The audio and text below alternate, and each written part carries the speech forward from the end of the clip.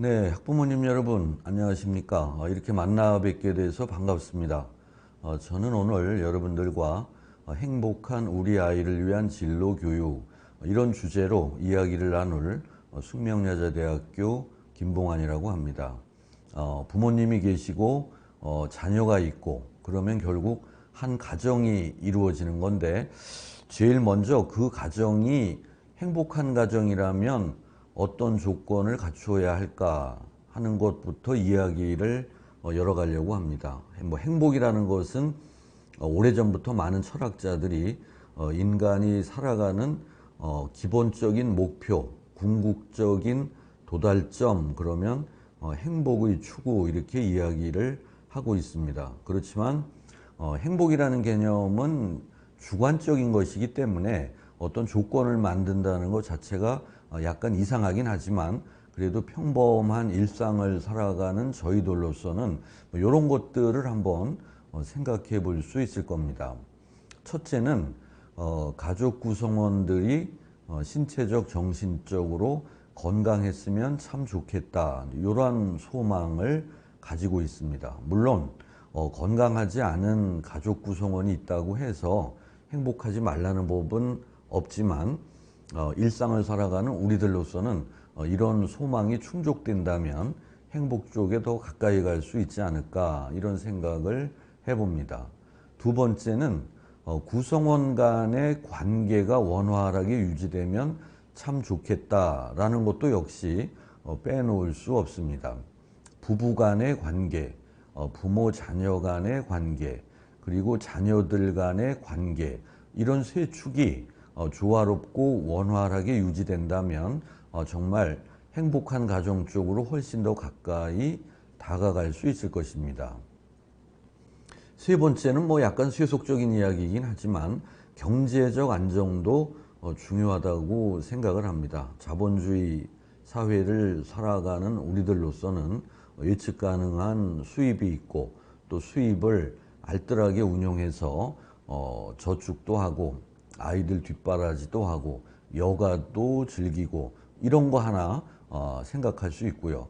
마지막으로 적어 놓은 게 이제 여러분 자녀들이 바람직한 인성, 품성을 가진 아이로 자라고 있고 또 자기의 능력에 맞는 학업 성취를 올리고 있고 편안하게 농담 반 진담 반 이야기하는 걸 옆에서 이렇게 지켜보면 앞으로 살아갈 일에 대해서 그래도 좀 믿음직한 생각을 가지고 있는 것 같고, 이러면 얼마나 좋을까. 많은 분들이 아마 이런 것들을 생각하고 있을 겁니다. 이 네 가지 중에서 오늘 저하고 이야기할 것은 이제 그 네 번째에 있는 자녀의 바람직한 진로, 이것을 위해서 우리 부모님들이 어떤 생각을 가지고 어떤 방법으로 이끌어가고 지도할 건가, 요것에 초점을 두고 이야기를 나누고자 합니다. 자, 어떤 분은 이런 얘기도 했습니다. 행복한 가정은 미리 누리는 천국이다. 가정이라는 건 하나의 실체이기 때문에 그 실체에 있는 가족 구성원들이 서로 보듬고 온기가 넘치는 그런 가정을 꾸려간다면 정말 그 자체가 천국이 아닐까, 이런 생각을 해봅니다. 그런데 여러분들이 이제 자녀들을 잘 이끌고 지도하려면 자녀들과 일단 관계가 좋아야 됩니다. 평범한 우리말로 하면 부모와 자녀 간에 좀 정이 들어 있어야 합니다. 그러면 부모님들이 자녀의 진로 진학을 위해서 뭔가 이끌어주고 좋은 이야기를 해주려고 할 때 그런 것들을 고마운 마음으로 받아들일 가능성이 높지만, 그렇지 않을 경우에는 좀 짜증을 낼 수도 있고 지금 공부 하나 가지고 닥달하는 것도 힘들어 죽겠는데 무슨 또 진로 얘기를 하고 있느냐, 이러다 보면 부모 자녀 관계가 멀어질 수도 있습니다. 그래서 우리 심리학에서는 이제 어린 시절은 부모님으로부터 애정을 받는 이런 경험이 매우 중요하다라고 결론을 내리고 있습니다. 여러 가지 안 좋은 일이 있을 때 그 안 좋은 일을 저지른 사람을 범죄 심리학자들이 이야기할 때 누구로부터 애정을 받아본 경험이 없다. 그래서 타인의 감정을 공감하는 능력이 부족하다. 뭐 이런 얘기를 한 번쯤 들어보셨을 겁니다. 그렇지만 자녀가 이제 성장을 해서 청소년기가 된다면 부모로부터 심리적으로 독립해서 하나의 인격체로 우뚝 서는 이런 노력을 하는 게 굉장히 중요합니다.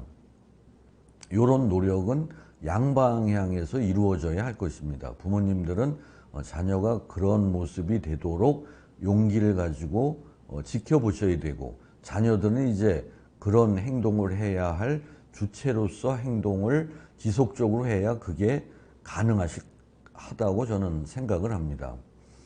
그런데 우리가 이렇게 아끼고 사랑하는 자녀들의 고민이 뭘까, 이런 것들을 전국 규모 샘플로 조사한 것들을 뭐 20년 전, 15년 전, 10년 전, 5년 전, 그리고 오늘날 이렇게 살펴보아도 시간의 흐름에 관계없이 우리 자녀들이 가장 애로를 겪는 첫 번째 고민이 무엇이냐 이렇게 물으면 성적, 공부, 이게 가장 큰 고민이다.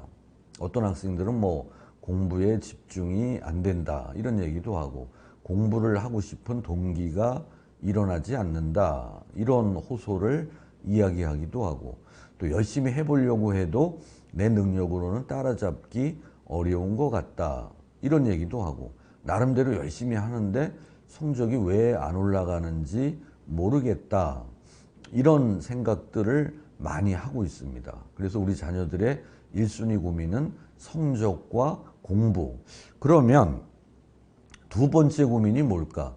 바로 진학 문제, 진로 문제입니다.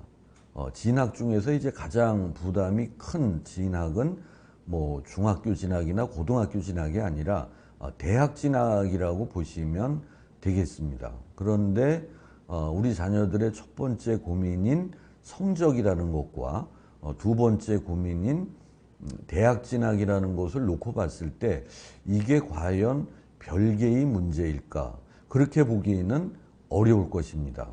결국 성적과 대학 진학은 혹은 성적과 상급학교 진학은 동전의 양면처럼 붙어있는 문제일 수밖에 없다는 것입니다. 따라서 우리 부모님들은 자녀들이 성적과 진학이라는 두 마리 토끼를 같이 잡도록 도와주어야 합니다. 그런데 한번 생각을 해 보십시오. 어떤 토끼를 먼저 잡는 게 유리할까? 그래서 제가 화면에 엄마와 고등학생 자녀가 성적을 주제로 대화를 나눌 경우 기분 좋게 대화가 끝나는 가정이 과연 많을까? 이런 질문에 대해서 지금 이 강의를 듣고 계신 학부모님들은 어떤 생각을 하고 계실까요? 아마도 우리는 기분 좋게 대화가 끝난다 뭐 이런 부모님보다는 저게 바로 우리 집 얘기 같다, 성적 생각하면 좀 심란하다, 이런 부모님들이 훨씬 더 많으실 겁니다. 만약에 부부가 대화를 할 때 대화의 주제를 자녀들의 성적 문제로 삼았을 경우 뿌듯하게 대화가 끝나는 커플이 과연 많을까? 여러분들의 경우는 어떨까요? 제가 파악한 바로는 많은 커플들이 자녀의 성적 문제 하면 좀 답답하고 걱정이 앞섭니다. 자녀의 성적 문제 하면 우리 집안은 그게 자랑거리다 이렇게 말할 수 있는 부모님들은 생각보다 많지 않은 게 현실입니다. 여러분들이 한번 마음껏 상상을 해보시기 바랍니다. 제가 아까 성적과 대학 진학은 동전의 양면처럼 붙어있는 문제이다 이렇게 말씀을 드렸는데 가끔 뭐 이렇게 언론 보도를 보면 성적이 낮아도 뭐 대학 진학에 아무 문제가 없는 것처럼 이렇게 이야기하는 보도를 접하기도 하는데, 그러면 이제 많은 학부모님들은 좀 혼란을 느낄 수밖에 없습니다. 그런 제도가 뭘까? 한번 찾아봐야지. 뭐 저도 입학사정관을 한 8년 정도 해봤지만 듣기에 불편하실지 모르지만 실제로 대학 입시에서 성적이 낮은 아이가 유리한 전형을 찾아보는 것은 거의 불가능하다, 이렇게 보시는 게 맞을 겁니다.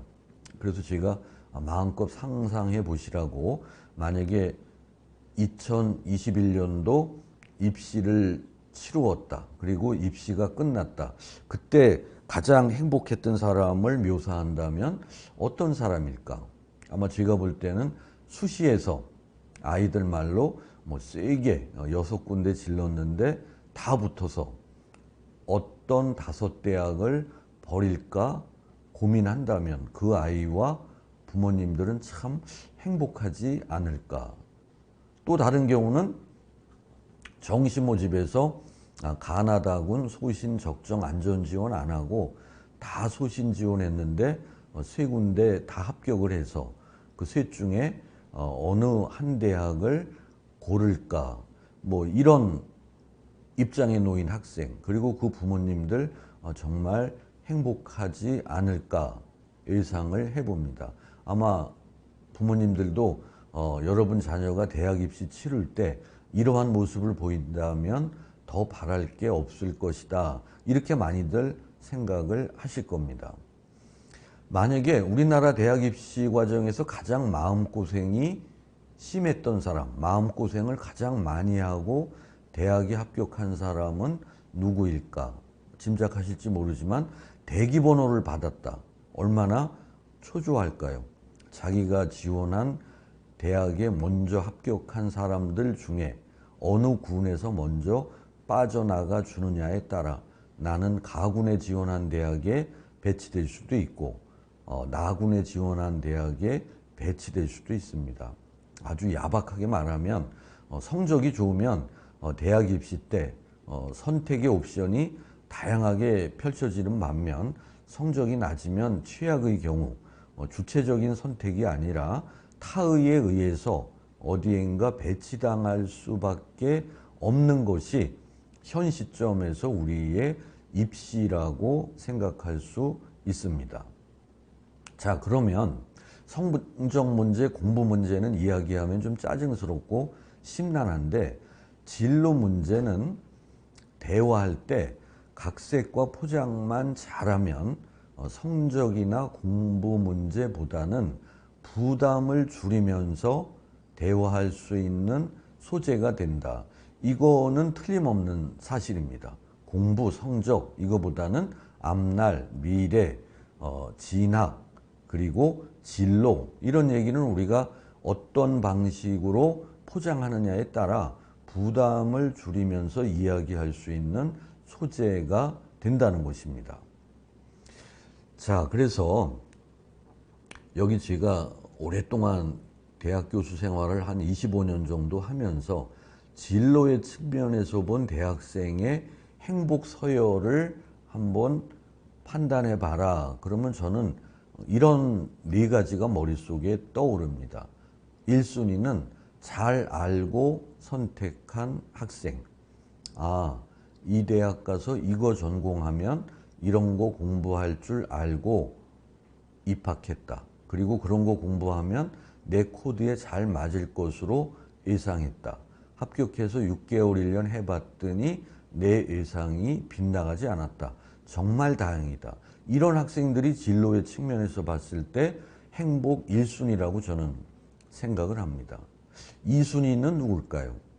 1순위처럼 그렇게 꼼꼼하게 따지지 않고 끝에 가서 점수에 따라서 합격 가능한 곳이 어디인가, 합격 가능한 학과가 어디인가, 어느 정도 스크리닝해서 선택해서 입학했는데 6개월, 1년 다니다 보니 정말 나하고 궁합이 딱 맞는다. 이렇게 생각하는 학생이 아마 행복 2순위일 겁니다. 그런데 여러분 한번 생각해 보십시오. 2순위의 맹점은 뭘까요? 이 학과, 이 전공보다 더 딱 맞는 다른 전공이 있을지도 모른다라는 생각은 안 한다는 겁니다. 그러면 행복 3순위는 누굴까요? 한 학기 혹은 두 학기 다녀보고 나 반수해야 되겠다, 재수해야 되겠다, 이렇게 다시 수능 준비를 하는 학생일 겁니다. 한 학기 혹은 두 학기 다녀보고 학교를 그만뒀는데 3순위가 될 수 있을까? 이들은 6개월, 1년 만에 객관적으로 알고 깨달았기 때문입니다. 제 생각에 가장 행복과 거리가 먼 학생은 4학년 여름방학 마치고 9월에 개학해서 첫 주에 자기 발로 상담실 찾아와서 지금까지는 참고 다녔는데 더는 못 다니겠다. 어떻게 하면 좋을까? 이런 고민을 이야기하면서 상담을 신청하는 학생이 아마 진로의 측면에서 가장 불행한 대학생이 아닐까 생각을 해봅니다. 그래서 이제 학부모님들은 좀 마음을 열고 유연한 생각으로 나중에 아들은 어느 대학 보낼 거야? 이렇게 물었을 때 우리 아들은 무슨 대학 무슨 과 보낼 거다. 이것도 좋지만 어느 대학 어느 학과를 가든 우리 아들은 우리 딸은 행복 1순위로 대학에 입학하도록 내가 도와주고 싶다. 아마 이런 생각을 가져야 마음의 여유가 생기고 자녀의 진로를 위해서 뭔가 이끌어줄 그런 동기가 부모님에게 일어나지 않을까 생각을 해봅니다. 그래서 아까 제가 말씀드렸던 것처럼 진로 문제를 먼저 시작해서 대화의 실마리를 풀어가다 보면 학습 동기가 유발될 수 있다. 막연하게 저 직업 가지면 참 좋겠다 이렇게 생각했던 학생이 저 직업 갔는데 수학 같은 건 필요가 없을 거야 이렇게 생각을 했는데 그때는 그 직업에 대해서 피상적으로 알았을 때 얘기고 중학교에 입학해서 자유학기제 참여하면서 봤더니 그게 아니구나. 그 직업 가지려면 수학적 지식이 요 정도는 받쳐줘야 되는 거였구나. 그렇다면 수학에 신경을 좀 써야 되는 거 아닌가? 이게 바로 학습을 위한 동기로 작용한다는 것입니다. 어떤 고등학교 1학년 학생이 그 직업 가지려면 대학에 이런 학과를 가야 된다. 그런 학과가 설치된 대학이 몇 개가 있는가? 커리어넷 사이트에서 찾아봤더니 21개가 있더라. 그 21개의 서열을 봤더니 이렇게 매겨져 있더라. 지금 내 실력 가지고 어디에 있는 대학을 갈 수 있을까 따져봤더니 21번째 대학도 거의 아슬아슬하다. 그렇다면 내가 그 직업을 그토록 원한다면 공부에 좀 신경을 써야 되는 게 아닌가? 이게 바로 학습 동기가 되고 동기가 유발된 학생이 학업에 몰두하다 보니 성적도 올라갈 수 있다는 것입니다. 이런 학생들은 아마 여름방학 되면 자기가 청해서 엄마 미안한데 나 방학 때 수학 하나만 학원 좀 보내주면 안 될까? 다른 과목들은 내 힘으로 따라잡을 수 있는데 수학은 너무 오랫동안 손을 놓아서 그런지 따라잡기가 어렵다.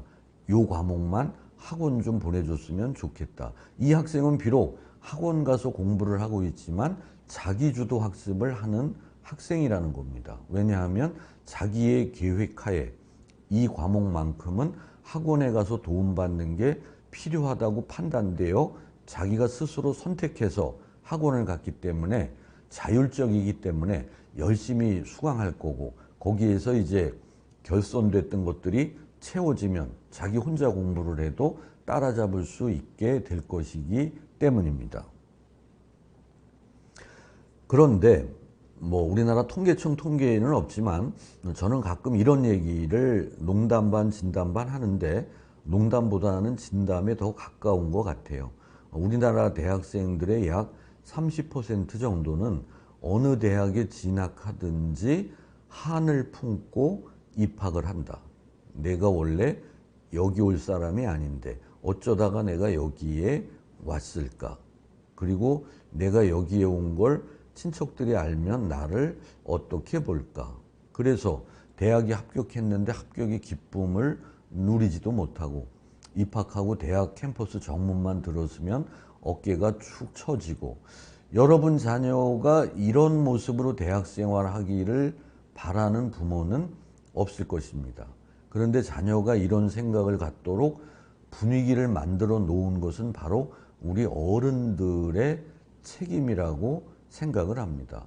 우리 어른들은 암묵적으로 자녀를 낳고 키우고 양육하고 교육시켜서 성공이냐 실패냐의 최종 여부가 마치 대학 진학으로 다 결정 나는 듯한 분위기를 만들었습니다.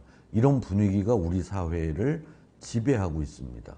저는 개인적으로 이런 분위기 때문에 우리나라 국민들의 행복 점수를 100점 만점에서 30점은 깎아먹는 것 아닌가, 이런 안타까운 생각도 해봅니다.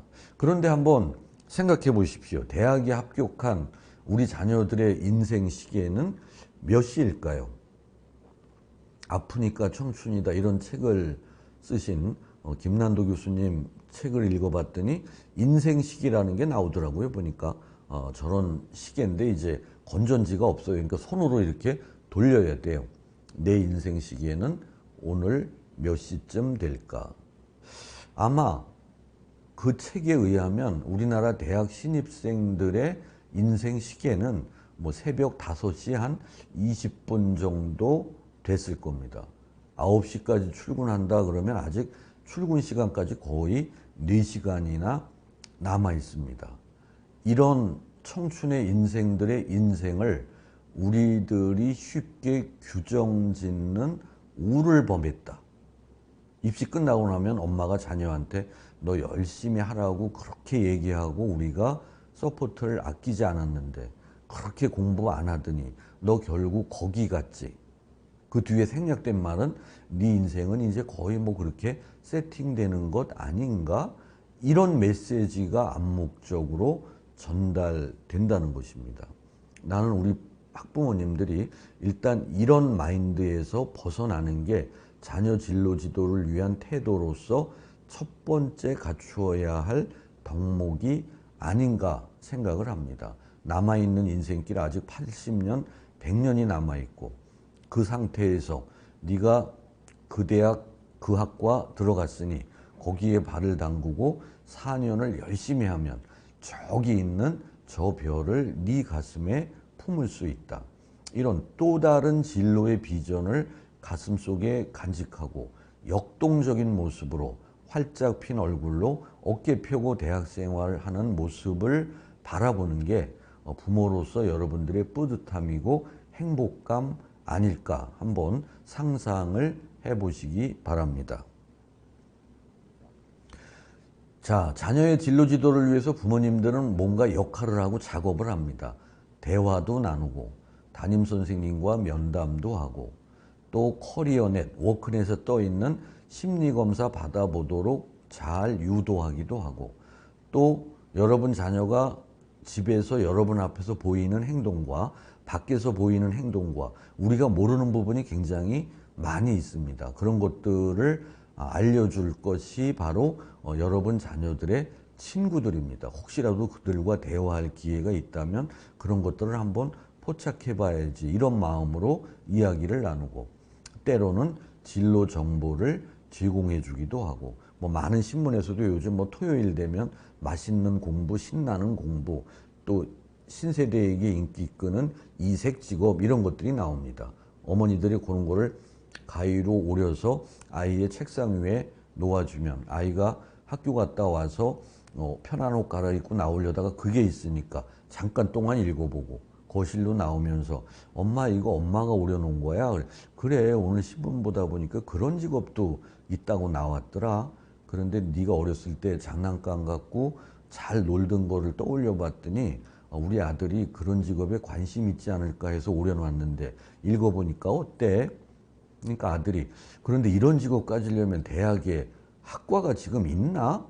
이러면 자연스럽게 엄마와 아들이 그 신문 기사를 매개로 진로에 대한 대화를 이미 시작한 거죠. 그거를 가지고 이런 식의 작업을 여러분들은 앞으로도 더 열심히 하실 겁니다. 그런데 이런 작업을 하실 때 여러분 머릿속에는 뭔가 의도가 있어야 됩니다. 이 작업을 하고 나면 진로에 대한 생각, 또 정서, 행동 이런 것들이 이런 모습이었던 우리 아이가 요것을 하고 나면 이렇게 바뀌지 않을까? 그래서 제가 이것을 이제 목표라는 말로 표현을 했는데, 여러분들이 자녀를 잘 이끌고 지도하면 여러분 자녀가 이런 모습이 되면 최상이겠죠. 첫 번째가 자기 자신에 대해서 좀 객관적으로 아는 아이가 되도록 지도하는 것. 두 번째는 직업 세계가 생각보다 많다. 직업이 변화하고 있다. 직업에 대해서도 따라잡으려면 공부를 해야 된다. 이런 생각을 가진 아이.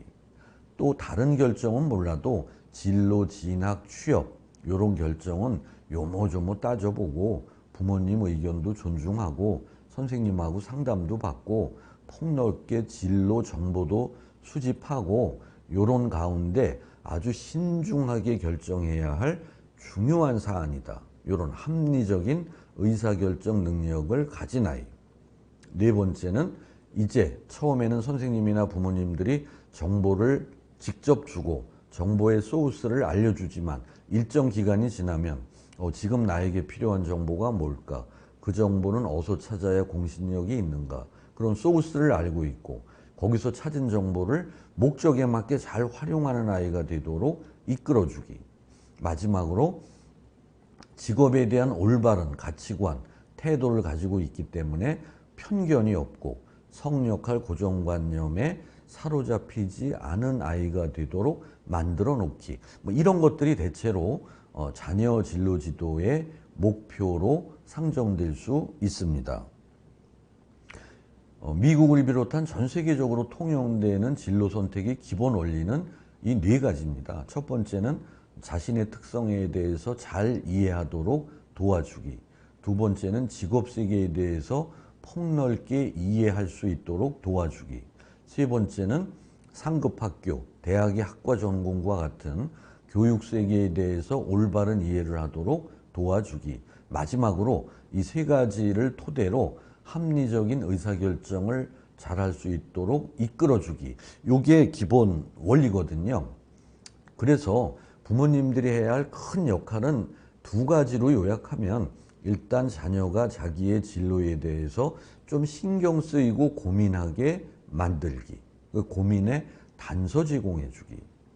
아이가 고민이 생기면 마음이 불편해요. 마음이 편해지려면 고민을 해결해야 돼요. 해결하기 위해서는 뭔가 찾아보고 궁리하고 물어봐야 됩니다.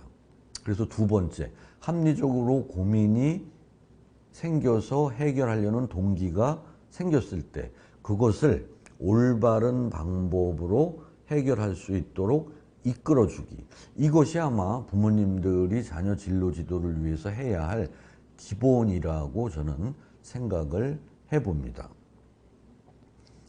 여러분 자녀의 자기 이해를 증진하기 위한 역할로 예시를 든다면 자녀의 어린 시절 되돌아보기, 또 담임 선생님과 면담하기, 학생생활기록부에 자녀에 대해서 선생님이 뭐라고 메모했나 그거 한번 잘 검토해 보기, 자녀와 거부감 안 느끼게 대화를 이끌어가기, 아까 말씀드린 진로 심리검사 권유하기, 이런 역할들을 하실 거고, 직업세계에 대한 이해를 증진하기 위해서는 시험 끝난 편안한 토요일 이럴 때 여러분 자녀 수준에 맞는 신문에 사회면, 스포츠면, 연예인 나오는 측면 기사를 읽어보게 하고, 그 신문 지면 한 면에 나오는 직업 이름에 동그라미 쳐보도록 권유하기. 그러면 직업이 생각보다 많구나. 이거 동그라미 쳤는데 엄마가 그러는데 그건 직업이 아니라고 한다. 뭐가 직업인가 뭐가 직업이 아닌가 구분하는 이런 연습 시키기. 또 커리어넷, 워크넷, 특히 이제 워크넷에 정보가 많이 있습니다. 한국 직업 사전, 여기에는 직업이 12,145개나 됩니다. 이런 것들을 보게 하면 직업이 이렇게 많구나, 직업에 대해서 공부해야 되겠구나, 이런 거 느끼게 해주고, 또 한국 직업 전망, 현황이 아니라 전망이니까 앞으로 내가 꿈꾸는 그 직업이 5년 후, 10년 후에는 전망이 어떤가 알아보려면 여기 와서 요 메뉴를 보면 되는구나. 그리고 나서 그걸 즐겨찾기에 저장해 놓고 틈나는 대로 서핑하는 아이가 되도록 만들어 놓기. 아주 동기가 낮은 자녀라면 좀 재미를 유발시키기 위해서 눈길 끄는 이색 직업, 이런 직업도 있는데 너 알고 있니? 때로는 직업 카드를 가지고 포카놀이 하듯 놀이하면서 직업이 많다는 걸 알게 해주고, 내가 모르는 직업이 많다는 것도 깨닫게 해주고, 몰랐던 직업을 알게 해줄 수도 있다는 것입니다. 예를 들면 눈길 끄는 이색 직업에 애견 유치원 교사라는 것도 있고요. 반려동물 사진작가라는 것도 있습니다. 그리고 음악 분수 연출가, 이런 것도 있습니다. 그 자녀가 이런 데 흥미를 보이면 요거를 또 실마리로 미래의 진로에 대한 이야기를 계속 추구할 수 있을 것입니다. 아까 제가 직업 카드 그랬는데 요게 이제 초등학생용 직업 카드입니다. 왼쪽이 앞면입니다. 건축가. 제가 저 주인공을 만화 작가에게 여자로 그려달라고 했는데, 왜냐하면 성 역할 고정관념을 없애주려고. 그 카드 뒷면 가면 이제 하는 일, 적성 및 흥미, 되는 길, 이런 것들이 나오고, 중학생이나 고등학생이 됐다면 이제 건설기계 운전원, 뒷면 보면 초등학생용보다는 내용이 조금 더 자세하게 들어가 있습니다. 그러면 학생들이 진로를 지도받는다라는 것을 의식하지 못한 상태에서 재미있게 그런데 몰입할 수 있도록 유도할 때 저런 도구를 활용할 수도 있습니다.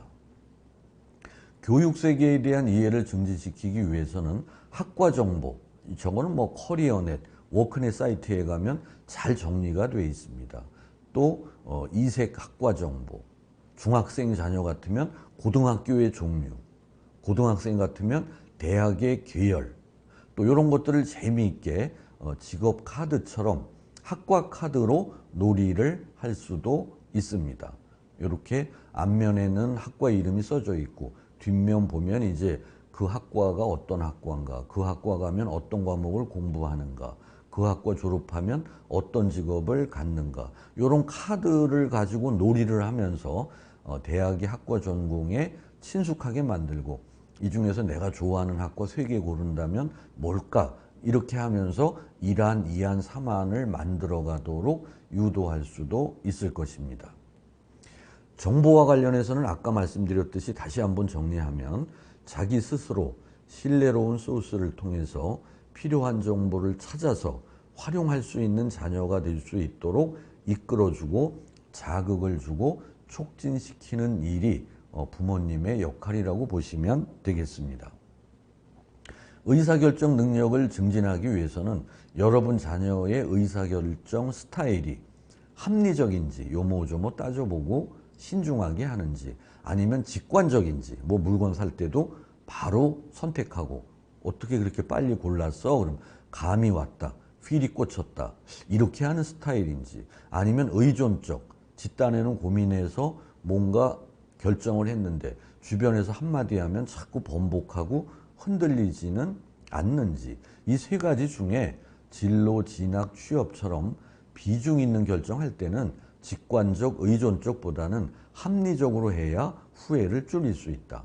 고등학교 2학년쯤 되면 합리적으로 하는 게 어떻게 하는 거지? 그럴 때 그 절차를 알려주기.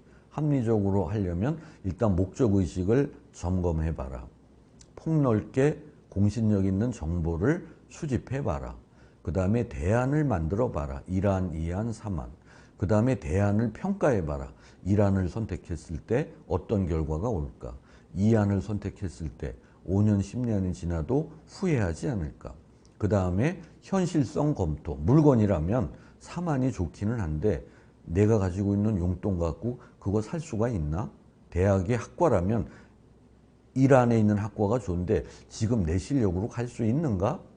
요 앞에 정보 수집, 대안 열고, 대안 평가, 현실성 검토, 여기를 왔다 갔다 몇 번 하다 보면 최적의 결정이 나올 거고, 그거를 실천에 옮기면 그래도 후회를 줄일 수 있다. 이런 생각 갖고 이런 절차를 활용할 수 있는 아이가 되도록 이끌어주는 것. 마지막으로 이제 직업에 대한 올바른 태도를 확립하는 겁니다. 직업은 결코 수입을 얻기 위한 수단만이 아니다. 삶의 목적은 행복의 추구에 있는데, 그러려면 하루 24시간 중에 우리가 잠자는 시간 빼면 직장에 머무는 시간이 8시간인데, 우리 인생이 행복하려면 직장에 머무는 8시간이 행복하지는 않더라도 엄청 짜증나지는 말아야 될 거 아니냐. 그러려면 적정 수준의 수입도 중요하지만 내가 머물면서 하는 일이 웬만큼 내 코드에 맞아야 될 거 아니냐. 그 다음에 직업에 대한 편견을 버리자. 직업은 사회적 역할 분담이다. 어떤 직업에 종사하는 분들이 전국적으로 일을 안 하면 우리 삶의 한 부분이 불편해진다. 그런데 그 많은 역할을 나 혼자 할 수 없기 때문에 각자가 하나씩 맡은 것이다. 이렇게 본다면 어떤 직업에 대해서 편견을 갖거나 어떤 직업인을 평가절하하거나 이런 것들은 신세대다운 모습이 아니다.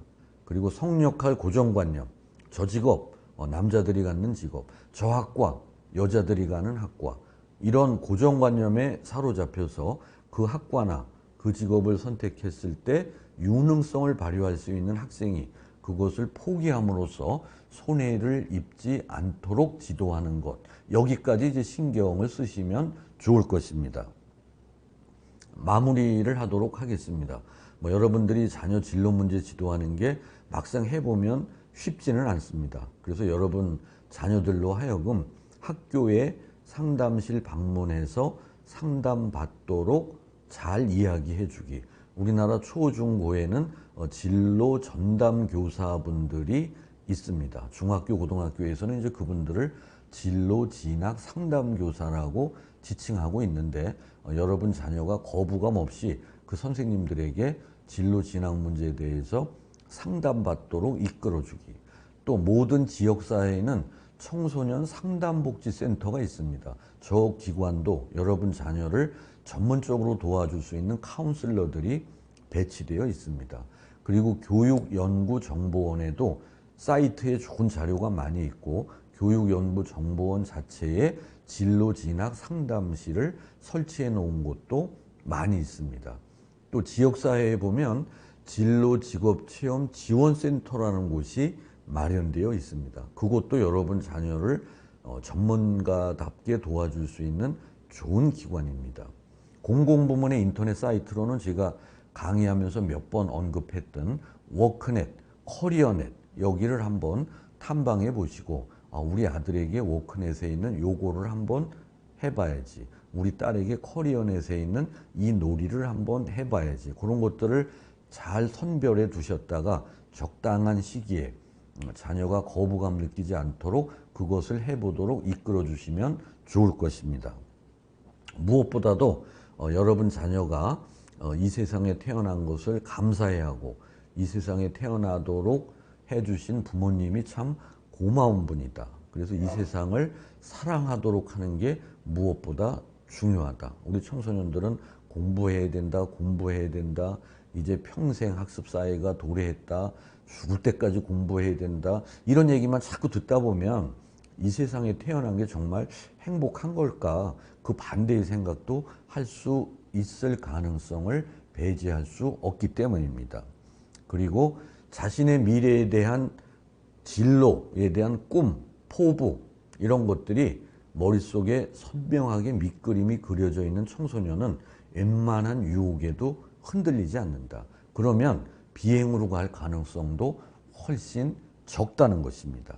마지막으로 우리 부모님들 입장에서는 성장한 자녀가 우리에게 심하게 기대지 않고 피해를 주지 않을 정도는 되어야 우리도 자녀와 편안하게 분리해서 우리 자신의 남은 인생을 즐길 수 있을 것 아닌가. 이렇게 본다면 자녀 진로 지도를 잘하는 것은 어찌 보면 부모 입장에서는 노후에 해야 할 1번 숙제가 바로 그것 아닐까, 이런 생각도 해봅니다. 이제 제 강의를 포함한 여러 강의를 들으시면서 부모님들이 좋은 것들을 좀 몇 가지 골라보시고, 그런 것들을 여러분 자녀의 눈높이에 맞게끔 잘 각색해서 적용하고, 그래서 부모님과 자녀가 그것을 매개체로 대화도 나누고 살갑게 지내고 정도 들고, 그러면서 자녀의 진로 의식도 성숙시킬 수 있다면 더 바랄 게 없지 않나, 그런 생각을 해봅니다. 제 강의가 그런 길을 가시는데 조금이라도 도움이 되기를 바라면서 여기서 강의를 마치도록 하겠습니다. 경청해 주셔서 고맙습니다. 감사합니다.